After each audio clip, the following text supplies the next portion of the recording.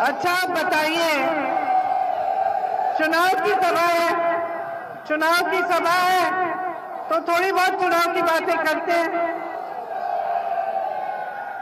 बताइए आपकी सबसे बड़ी समस्याएं क्या है आज? कड़वा तेल, कड़वा तेल महंगा हो गया है, 250 रुपए में मिल रहा है। एक दिहाड़ी कितनी है? 250 की दिहाड़ी और 250 का तेल। बढ़िया। महंगाई बहुत बढ़ गई है, बेरोजगारी कितने नौजवान हैं यहाँ?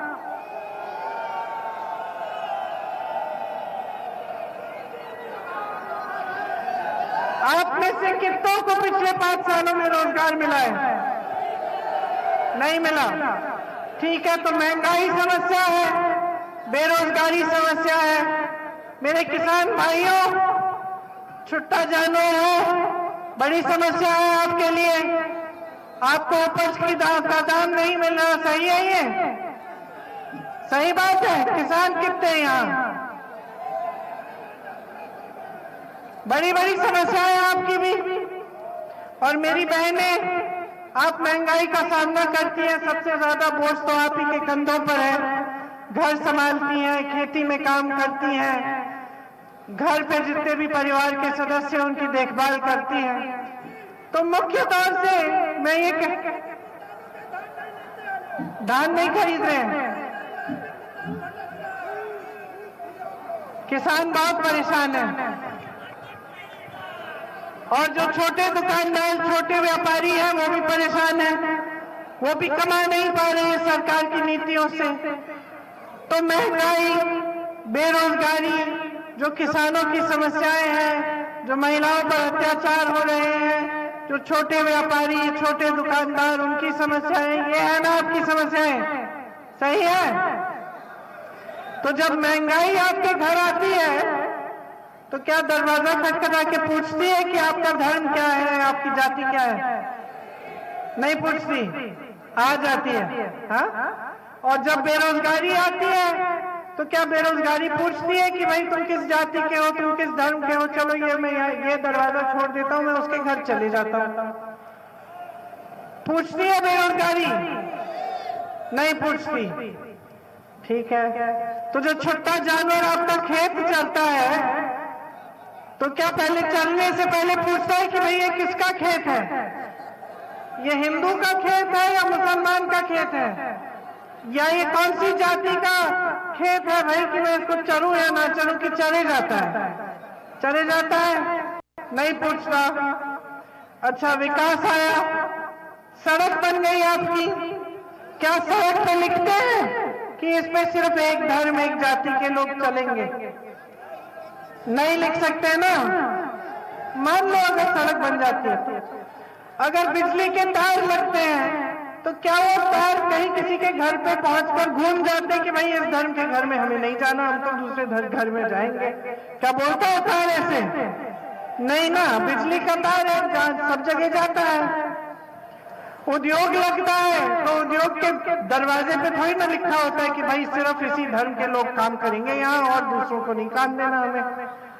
नहीं होता ना ऐसे।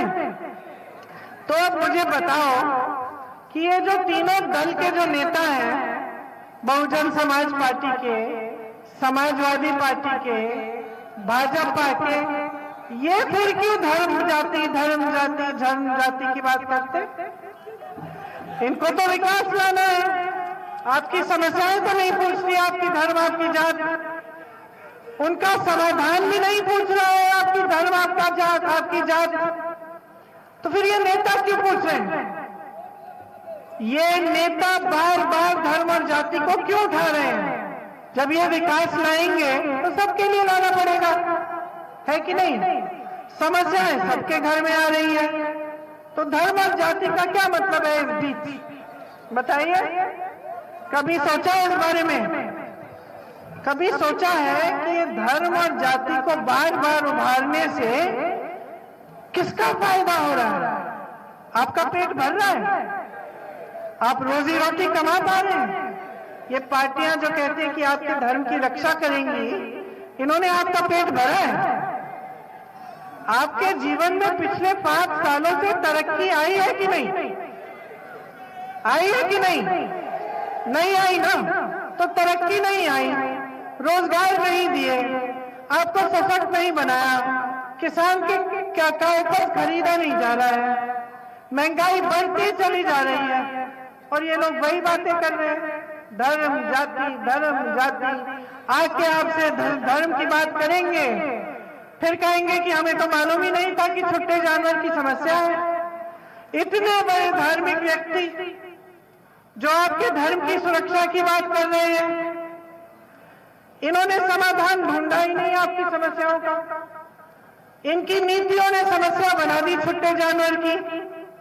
इन्होंने गौशालाएं बनाई, छत नहीं डाले, पानी नहीं दिया, चारा नहीं दिया।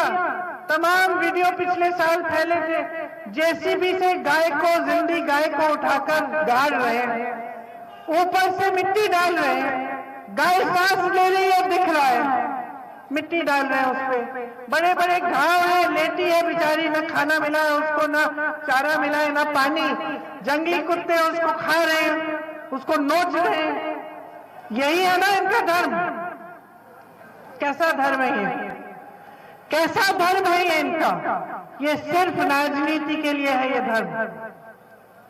असली धार्मिक व्यक्ति जानता है, जिसके दिल में धर्म है, चाहे वो हिंदू धर्म हो, मुसलमान धर्म हो, ईसाई धर्म हो, बौद्ध धर्म हो, वो नेता जिसके दिल में धर्म है, वो जानता है कि जनता की सेवा सबसे बड़ा धर्म है। हर किताब में लिखा है। आप भगवत गीता को पढ़िए,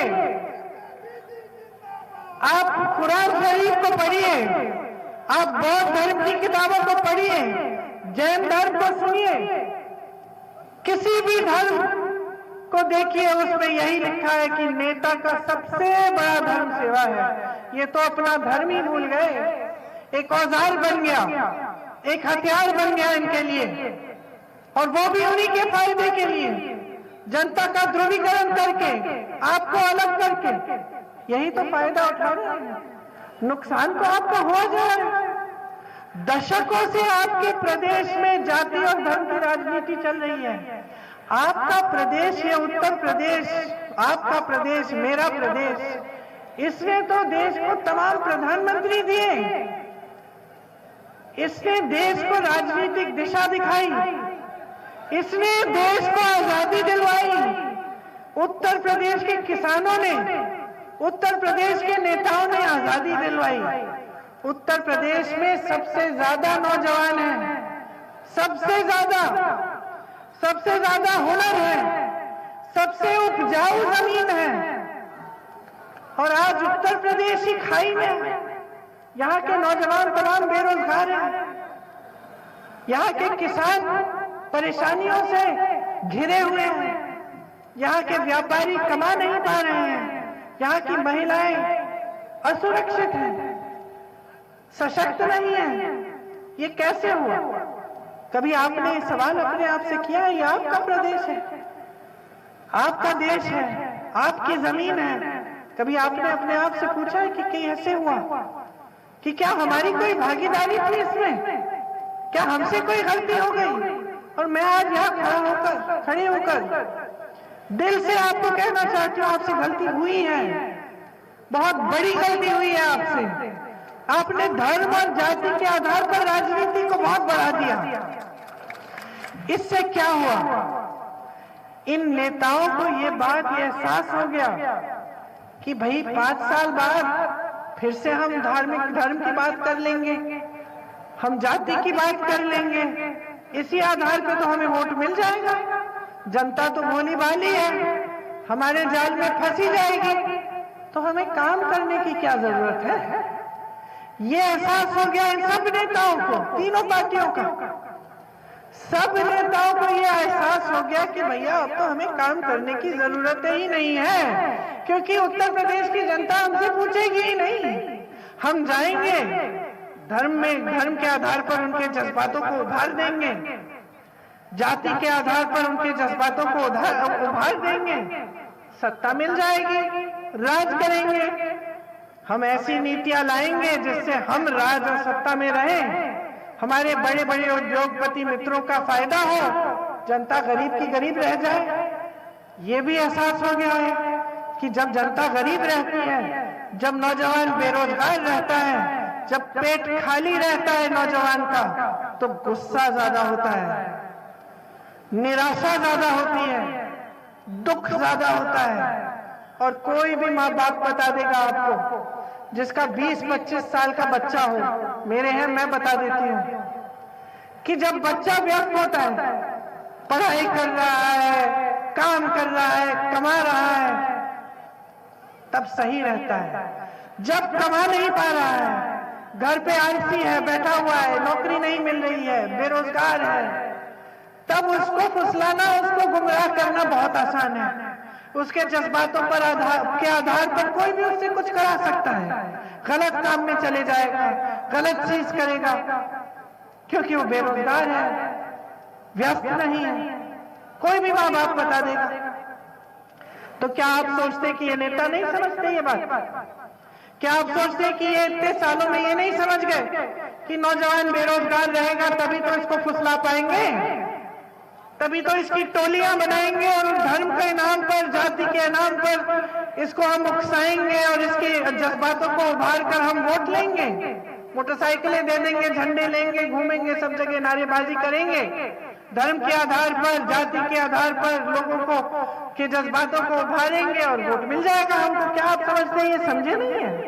अरे सब जानते हैं, ये सब जान गए हैं कि यही रास्ता है सत्ता का। एक जमाने में नेता समझते थे कि सेवा करनी है, अगर हम विकास नहीं लाए, मेरे पिताजी समझते थे, मैंने अमेठी में देखा, सांसद थे, प्रधानमंत्री बने, चले जाते थे गांव के अंदर, प्रधानमंत्री होते हुए अपनी जीप चला के चले जाते थे और जनता पूछती थी, प्रधानमंत्री थे लेकिन जनता पूछती थी कि राजू भैया हमारी सड़क क्यों नहीं कराई, अभी हमारे खंबे लग गए लेकिन तार नहीं डलवाई आपने, इतने महीने हो गए, डलवाइए। वो समझते थे कि जनता पूछेगी, जनता के सामने जवाबदेह बनना पड़ेगा, इसलिए काम करना पड़ेगा। अब क्या हुआ उसके बाद? दशक गुजर गए, जाति के नाम पर, धर्म के नाम पर कभी बसपा आई, कभी समाजवादी दल आए, कभी भाजपा आई, और सब जान गए कि अब तो कोई पूछ ही नहीं रहा, अब तो वोट लेने का रास्ता कुछ और हो गया, सत्ता का रास्ता कुछ और हो गया, जवाबदेही है ही नहीं, कोई अपने आप को जिम्मेदार समझता ही नहीं है आपके प्रति। यहाँ किसान परेशान है, ये कानून ला रहे किसानों के लिए कि किसान मेहनत करेगा, किसान की का खून पसीना बहाएगा अपना और अपने उद्योगपति मित्रों का फायदा होगा, किसान नहीं कमाएगा उस खून पसीने से। यहाँ ऐसी नीतियां बन रही हैं जो सारे रोजगार, जैसे आपने कहा, सारे रोजगार बिक रहे हैं, क्योंकि बड़ी बड़ी संस्थाएं जो पंडित नेहरू जी के जमाने से कांग्रेस की सरकारों ने बनाई, जो रोजगार देती थी, जो आपके लिए बनी गई थी, आपकी संपत्ति थी, वो भी सारी बेच डाली अपने दोस्तों को। खुद 16,000 करोड़ के हवाई जहाज में नरेंद्र मोदी जी घूम रहे हैं, आपने देखा होगा। आजकल ही आए हैं ना, 5 सालों में तो नहीं दिखे, एक आध उद्घाटन कर लिया होगा। अब 3 दिन आ गए वाराणसी चुनाव के समय, अपने बड़े हवाई जहाज में 16,000 करोड़ का के 2 हवाई जहाज हैं इनके, और पूरे देश के गन्ने का बकाया 14,000 करोड़ है। आप वो बकाया नहीं दे पाए, लेकिन अपने लिए आपने उतने का ही 2 हवाई जहाज खरीद लिया और उसमें आप घूम रहे पूरी दुनिया।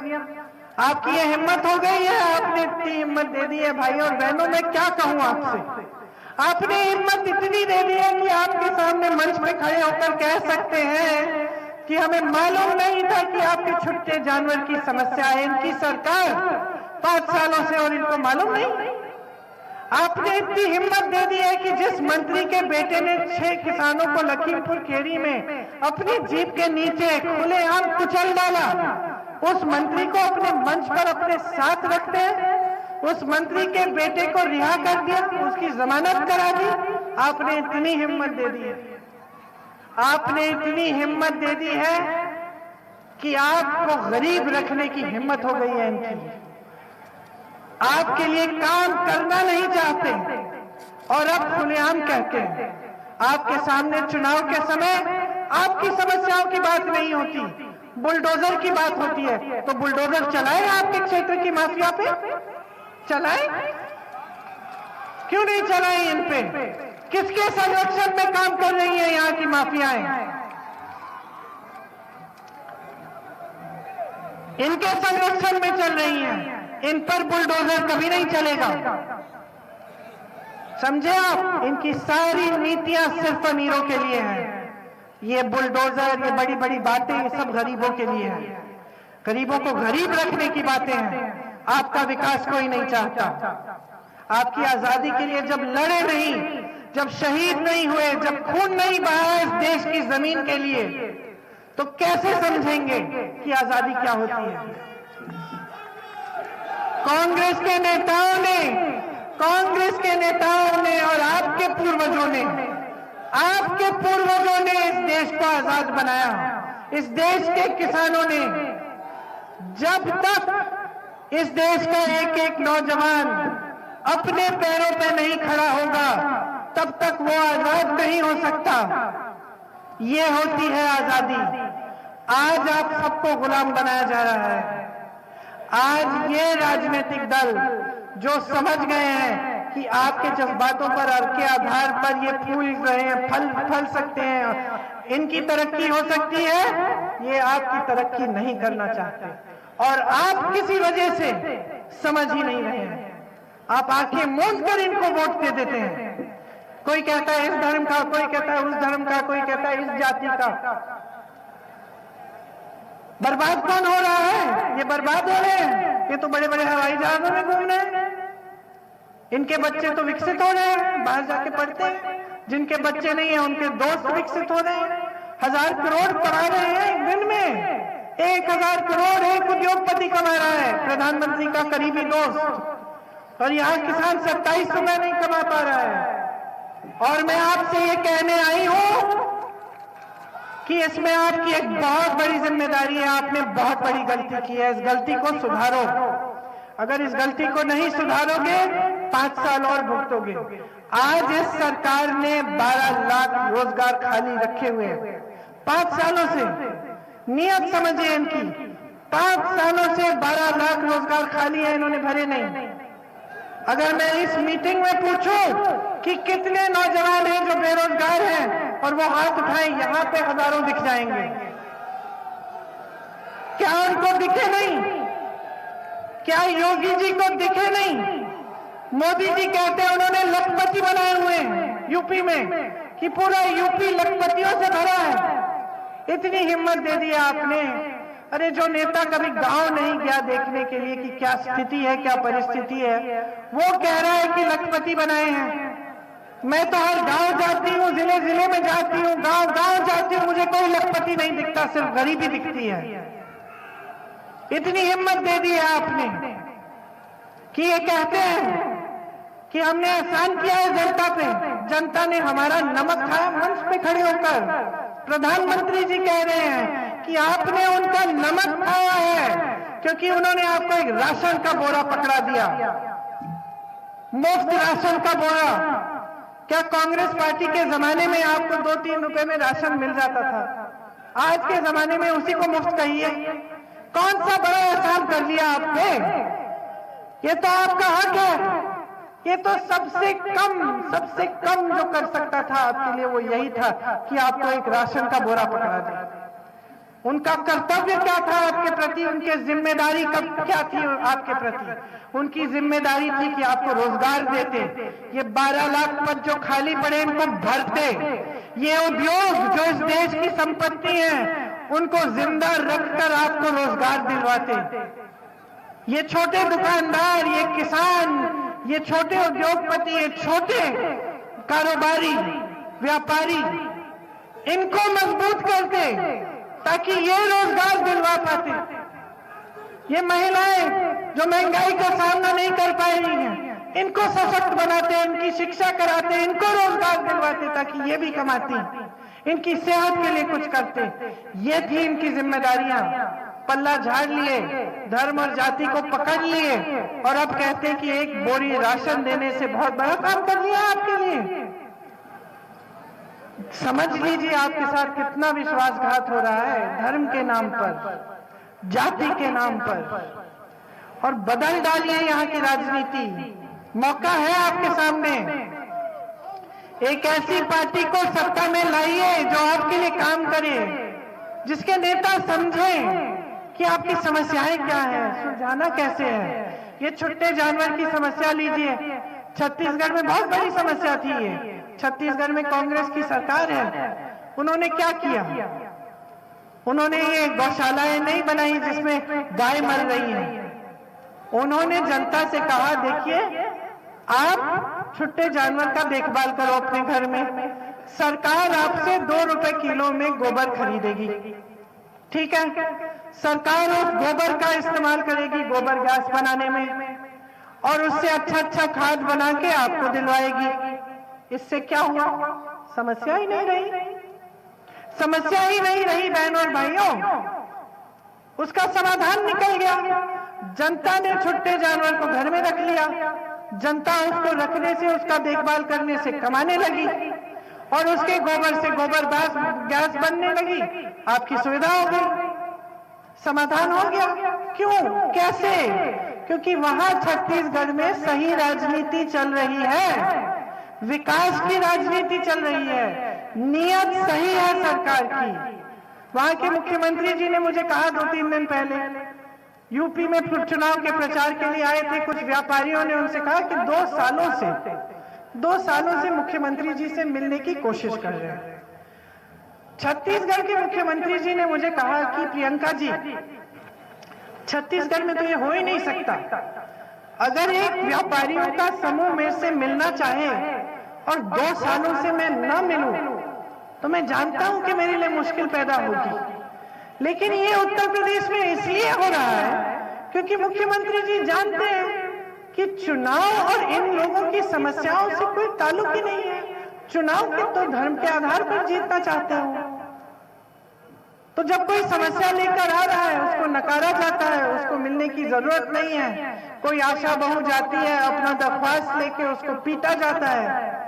कोई स्टूडेंट जाता है, अपनी परीक्षा दी है उसने, वो मांग रहा है, अपना हक मांग रहा है, उसको पीटा जाता है। तानाशाही चल गई। तो सुन लीजिए कांग्रेस पार्टी क्या कह रही है। हम कह रहे हैं जो छत्तीसगढ़ में छुट्टे जानवर की समस्या को हल करने की योजना बनाई है वो हम यूपी में बनाना चाहते हैं। हम आपसे 2 रुपए में गोबर खरीदेंगे ताकि आपकी ये समस्या खत्म हो जाए। हम कह रहे हैं कि किसानों का पूरा कर्ज माफ किया जाएगा जैसे पहले कांग्रेस की सरकारों ने किया। कांग्रेस पार्टी कह रही है कि गेहूं और धान 2500 रुपए में खरीदेंगे। छत्तीसगढ़ में आज के दिन खरीद रहे हैं हम। आज के दिन जब आपको 1000-1200 मिल रहा है, उनको 2500 मिल रहा है। गन्ना 400 में खरीदा जाएगा। आपकी जो बड़ी बड़ी बिजली के बिल हैं उनको आधा किया जाएगा। जो कोरोना के समय जो व्यापारी, जो छोटे व्यापारियों के बड़े बड़े बकाये थे, जो सबसे ज्यादा परेशान हैं, उनके बकाये साफ किए जाएंगे। महिलाओं को सशक्त करने के लिए 8 लाख सरकारी रोजगार सिर्फ महिलाओं को दिए जाएंगे। 25% पुलिस में भर्तियां महिलाओं की होंगी। आप पर अत्याचार होगा, कोई FIR नहीं दर्ज करना चाहता, 10 दिन गुजर गए, उनका कानून लाएंगे हम कि उसका सस्पेंशन हो। आपका FIR आपके अपराधियों के खिलाफ दर्ज करना पड़ेगा उन्हें। समझ गए? आज नहीं करते हैं। आज जब महिलाओं पर अत्याचार होता है तो पुलिस और प्रशासन अपराधी को मदद करती है, क्योंकि हमेशा अपराधी सत्ता से जुड़ा होता है। तो ये हम बदलेंगे। हम महिलाओं को, छात्राओं को मोबाइल फोन मुफ्त देंगे, स्कूटी मुफ्त देंगे ताकि आपको सुविधा हो। हम आंगनवाड़ी और आशा बहुओं को 10,000 रुपए का मानदेय देंगे। विकलांग पेंशन को 3,000 रुपए बनाएंगे। जो सबसे गरीब परिवार है उनको 25,000 रुपए मिलेंगे, जिन्होंने कोरोना का सबसे ज्यादा मार सहा है। छुट्टे जानवर से आपको नुकसान हुआ, 3,000 रुपए प्रति एकड़ आपको मुआवजा मिलेगा। नौजवान बहनों और भाइयों, 20 लाख सरकारी रोजगार आपके लिए तैयार करेंगे। 12 लाख रोजगार जो पद खाली है पहले वो भरेंगे और 8 लाख हम आपके हुनर से बनाएंगे। अगर आप छोटा कारोबार शुरू करना चाहते हैं तो आपको सरकार 5 लाख रुपए 1% ब्याज में देंगे। खास तौर से अगर आप पिछड़ी, अति पिछड़ी या दलित जाति के हों, ताकि आप अपने पैरों पे खड़े हो पाए।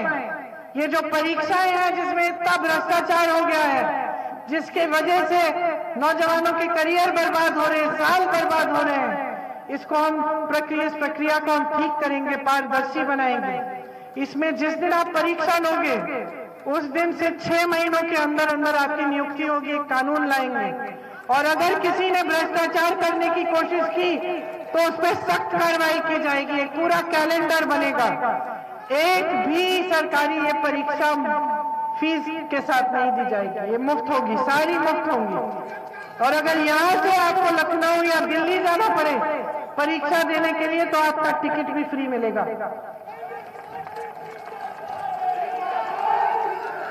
हम ये सब काम करना चाहते हैं आपके लिए। क्यों करना चाहते हैं? क्योंकि हम आपको खड़ा करना चाहते हैं अपने पैरों पे। हम चाहते हैं कि आप गरीब ना रहें, हम चाहते हैं कि आप आजाद हो, आजादी पाएं इस गरीबी से। हम चाहते हैं कि आपका क्षेत्र आगे बढ़े। आपने देखा है कि यहाँ जितने काम हुए थे कांग्रेस के जमाने में हुए, उसके बाद कहाँ हुए? जितने उद्योग लगे, नहरों का, अपनी नहरों की जाल यहाँ पे बिछाई गई, सड़कों की उस समय से बिछाई गई, उसके बाद क्या हुआ यहाँ? क्योंकि नीति सही होनी चाहिए, नेताओं की, राजनीतिक दलों की और सरकारों की। तो आप बात समझिए, ये गलती जो आप बार बार करे जा रहे हैं ना, ये बंद करिए, खत्म करिए इसको। अब आके खोलकर अपना वोट दीजिए।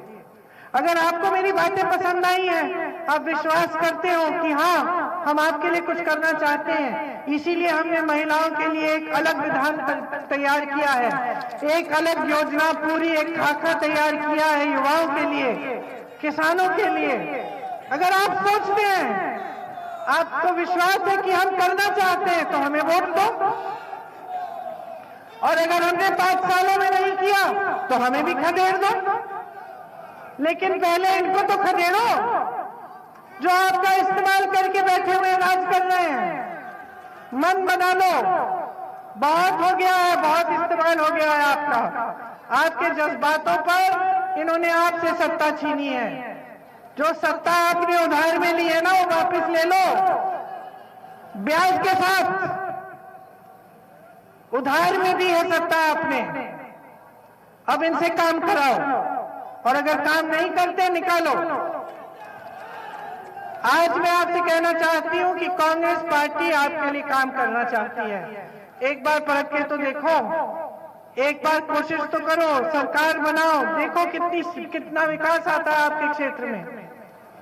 आपका प्रदेश सबसे आगे होना चाहिए। आपकी जमीन है, आपकी जिम्मेदारी है, इसे पूरी तरह से समझिए। अब इसको बर्बाद मत होने दीजिए। यही बातें करने के लिए मैं यहाँ आई थी। आपने बहुत ध्यान से बातें सुनी है, मैंने देखा।